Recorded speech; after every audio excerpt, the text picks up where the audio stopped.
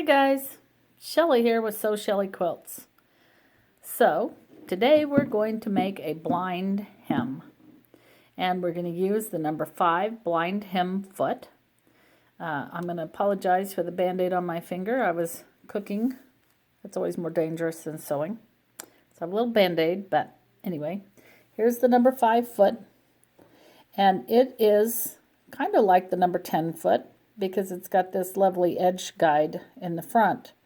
But it's different in the fact that that guide runs all the way through this sewing area underneath. And so it's able to create this blind hem stitch that holds the thread as it goes across that piece of metal. And so that makes it different than the number 10 foot, which we'll talk about it on another time. But this is the number 5.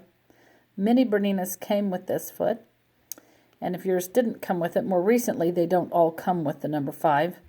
It's a great foot to have for doing this technique.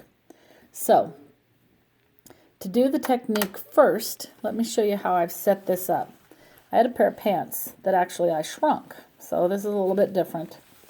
I'm going to make them longer. And so my original hem was about right here.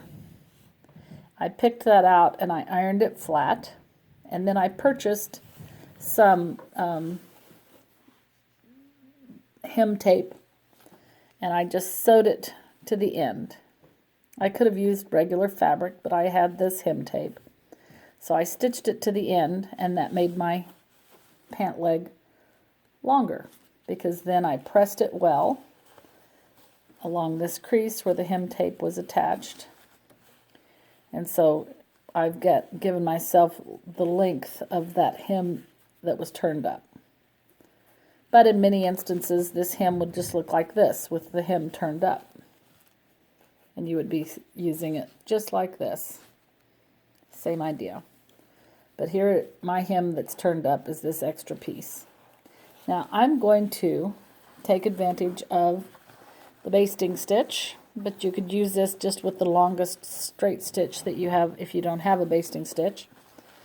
And I'm going to baste, about a 1/4 inch in from this edge. So I have the pant leg inside out. See, here's the raw edge. And I'm going to baste this down. So I'm going to move my needle over to the left. I'm going to select number 21, which on this machine is a basting stitch.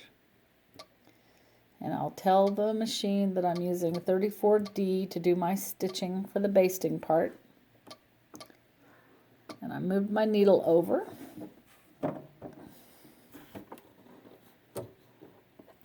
And so here I go. I'm going to just run this baste. A basting stitch means that it only stitches once every 4th stitch. And so that's going to give me something to turn back against when I'm sewing.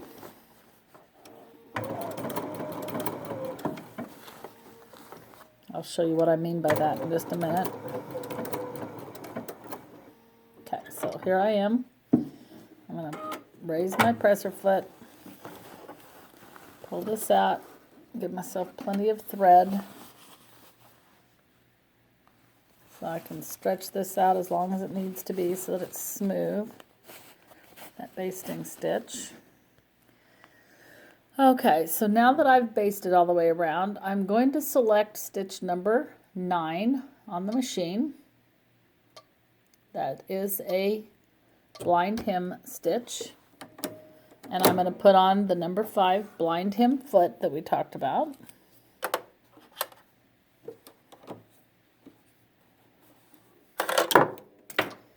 Because of presser foot recognition on this Bernina, I'm going to tell it what foot I have on. So now, in order to make that stitch work, I need to sew on the inside of this. So because I put that basting stitch there, it's going to be easy to turn it under, and just that inside of the top shows. See, here it was flat, and when I turn it under, against that basting stitch line, I have the inside of that hem showing. So I'm going to put the foot down. Oops. Let's get it down right there. And so now what I'm doing, as I'm sewing, the left side of this stitch is going to pick into the fold of this fabric.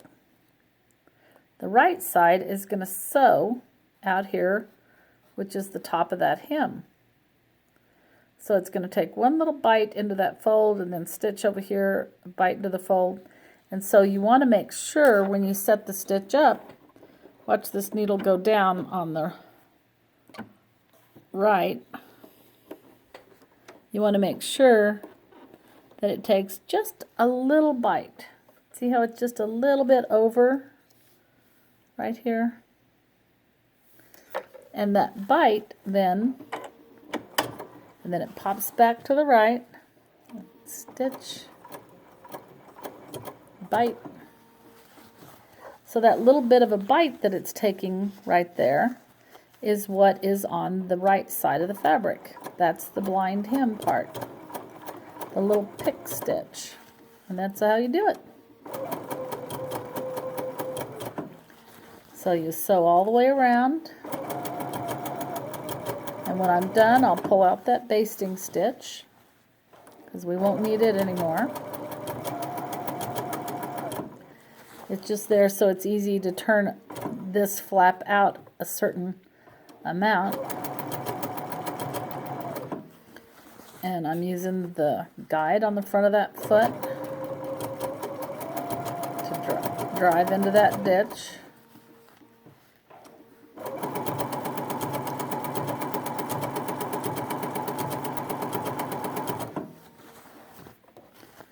Turning it as we go. And here comes the finished stitching. See how it's all in the hem and then just a little tiny pick over to the side. So I'm going to make a knot right there. And here we go. I'll show you the finished product. Now this one won't be pressed yet, but here we were sewing. See on the inside right there.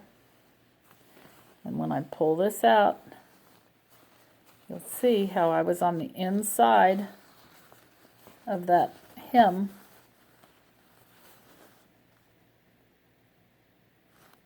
See, we were sewing on the inside. And so now from the outside of the pant, there's just a little bit of that pick stitch. Let me pull that really loose basting out. The beauty of a basting stitch, they're so loose they just pop out because they only sew every little bit. See? You get a little pick stitch now and then. Let me show you this other leg. It's already been turned and pressed and finished. So here's the finished hem. See, it was stitched from the inside here. Pick, pick. And here's the finished hem. So that's how you do a blind hem. This is Shelley with Sew Shelley Quilts.